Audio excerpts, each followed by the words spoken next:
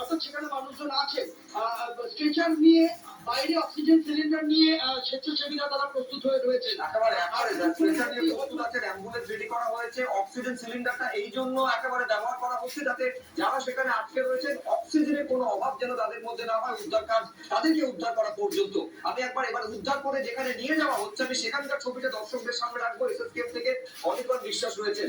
এখনো পর্যন্ত কতজনকে অনির্বাণ নিয়ে আসা হলো? 4 জনের মৃত্যুর খবর ইতিমধ্যেই আমরা পেয়েছি।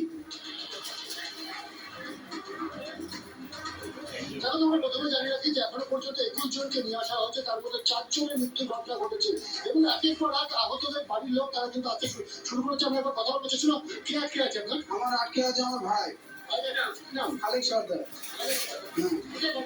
বাসন্তী থানা। ওখানে কাজ করছিল, ঢালাইয়ের কাজ করছিল।